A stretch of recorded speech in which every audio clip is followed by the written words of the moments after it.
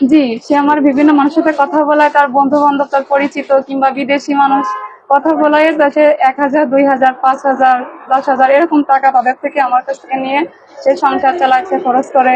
সে পাশে শুয়ে থেকে বলে, "তুমি কথা বলো, আমার সমস্যা নাই।" আমি বিভিন্ন আমার শিখাই দেয় যে, "তুমি এইভাবে কথা বলো, তাহলে তারা উত্তেজিত হবে না, হয়ে তোমাকে টাকা পাঠাবে না।" এরকম কথা বলে। আমার নাম মোসাম্মদ আশা খাতুন। আমার স্বামীর নাম মোহাম্মদ নুর ইসলাম। গ্রাম মাগুরা সদর উপজেলার জলতাল ইউনিয়ন, শেওলাডাঙ্গা গ্রাম। আমার 2015 সালে আমার বিয়ে হয়েছে। 10 বছর আমার বিয়ে হয়েছে। বিয়ের কারণে টুকটাকি পারিবারিক সমস্যা এটা সেটা লেগেই থাকে। আমার হাজবেন্ড আমারে নির্যাতন করে, বাড়ি থেকে টাকা দিতে বলে। আমার 2টা মেয়ে আছে। আমার আব্বু রাজমিস্ত্রি কাজ করে, আমাকে দেয়। আমি রাতের একটা মেয়ে, আমি কান্নাকাটি করি, সে এনে দেয় যে সংসারটা টিকে থাক, যেহেতু আমার বাচ্চা কাচ্চা হয়ে গেছে। এরকম চলতেই থাকে।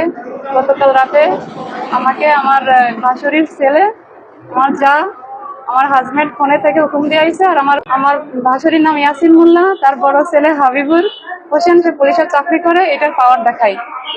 আর তার ছোট ছেলের নাম সাব্বির হুসাইন, আর তার ওয়াইফ মানে আমার যা, আমার ভাসুরির ওয়াইফ যে, উনি মিলে সবাই মিলে আমার এসে মারধর করছে। করার পরে বাড়ি থেকে আমাকে বের করে দিয়েছে রাত 9টা নাগাদ, এরকম বের করে দিয়েছে আমার 2টা মেয়ে নিয়ে। তারপরে আমি আমার বাবার বাড়ি চলে আসছি। ফোন দিয়ে আমার আব্বু আমাকে আগায় নিয়ে গেছে। বাড়িতে আসছি, আসার পরে আর আমার হাজবেন্ড মূলত করে বিভিন্ন ছেলেদের সাথে আমার কথা বলাই আমাদের টাকা ইনকাম করায়। উনি হলো অনলাইন জুয়ায় আসক্ত, 25-30 লাখ টাকার মতো নষ্ট করছে। আমার গহনা গাটি সব বিক্রি করে ফেলছে।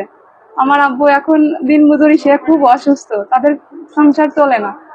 সে এখন এই কিছুদিন আগেও আমাকে 1 লাখ টাকা আনতে বলছে, আমি দিনে বলে সে বাড়িতে এসেই মারধর করে। সে কুষ্টিয়াতে চাকরি করে, ওইখানে ছুটিতে বাড়িতে এসে আমাকে মারধর করে, শারীরিক নির্যাতন করে, শারীরিক ভাবে আমাকে প্রচুর নির্যাতন করে। জি, আমি নিজে হাতে নিয়ে গেছি 1 লক্ষ টাকা, আম্মুদেরকে বুঝায় বলে।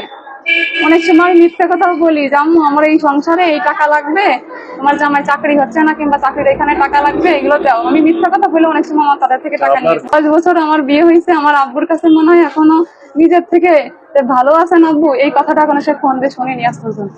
তো টাকা দেবে কিভাবে?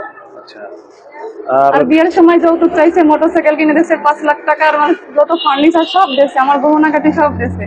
আর আমার হাজবেন্ড আমার বিয়ের আগে একটা বিয়ে করছিল, সেই বউ পলাই গেছে, সেই বিয়েটা লুকাই আমার বিয়ে করছিল।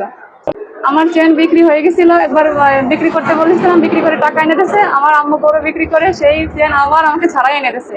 সেই চেন আবার বিক্রি করছে, বিক্রি করে সেই চেন আমার আম্মু আবার আবার ছাড়াই এনে দিয়েছে। 16টা ডাকনাম। গতকাল রাতে সেই চেন আমার গলায় ছিল। মারধর করার সময় আমার বড় যা আমার গলা থেকে সেই চেন ছিঁড়ে নিয়ে রেখে দিয়েছে। 5 আনা 3 রতি। জি, সে আমার বিভিন্ন মানুষের সাথে কথা বলায়, তার বন্ধু-বান্ধব, তার পরিচিত কিংবা বিদেশি মানুষ কথা বলায় সে 1,000, 2,000, 5,000, 10,000 এরকম টাকা তাদের থেকে আমার কাছ থেকে নিয়ে সে সংসার চালায়, সে খরচ করে। সে পাশে শুয়ে থেকে বলে, "তুমি কথা বলো, আমার সমস্যা নাই।" আমি বিভিন্ন আমার শিখাই দেয় যে, "তুমি এইভাবে কথা বলো, তাহলে তারা উত্তেজিত হবে না, হয়ে তোমাকে টাকা পাঠাবে না।" এরকম কথা বলে। 3টে ছেলের সাথে পরক্রিয়া করেছেন, এটা সম্পূর্ণ বানোয়ার মিথ্যা কথা। কারণ বর্তমান সমাজে এগুলোই চলতেছে, মানুষ এগুলো বললে সহজে বিশ্বাস করে, যার কারণে আমাকে এগুলো বলা হচ্ছে। আপনি মিডিয়ার মাধ্যমে এখন কি চাচ্ছেন? মিডিয়ার মাধ্যমে আমি তো সংসার করতে চাইছিলাম, আমি এখন ধৈর্যের বাঁধ ভেঙে গেছে। আমাকে শুধু আজকালকে নতুন না, এর আগে ওর ভাসতেদের, ওর ভাস্তি, ভাবি, ভাই সবাই মিলে, ওর মা বাপ পর্যন্ত আমাকে মারধর করছে, কিন্তু এর কোনো প্রতিবাদ করে না।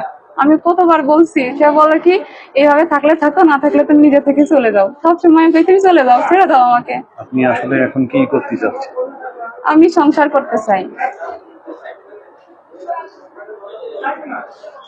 এখন সেইভাবে থাকলে তো আমি সংসার করতে পারবো না এখানে। আপনি সংসার করতে চাচ্ছেন, কিন্তু সেটা আপনার মতটা কি?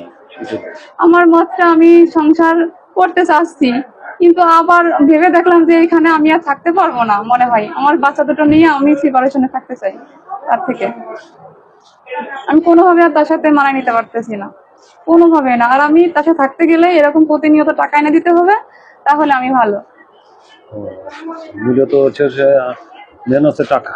জি, টাকা না দিতে পারলে আমি ভালো না। আপনার হ্যাঁ, বিভিন্ন আমাকে লোভ লালসা দেখায়, তুমি টাকা নিয়ে আসো, এগুলো সেগুলো, বিভিন্ন কথাও আপনার হ্যাঁ হ্যাঁ, বিভিন্ন বলে, বিভিন্ন নোংরা কথা বলে আমার দিয়ে। বিভিন্ন রকম, যখন টাকা না এনে দিই তখন এগুলা বলে, টাকা এনে দিলে তখন আমি একদম ভালো। আচ্ছা।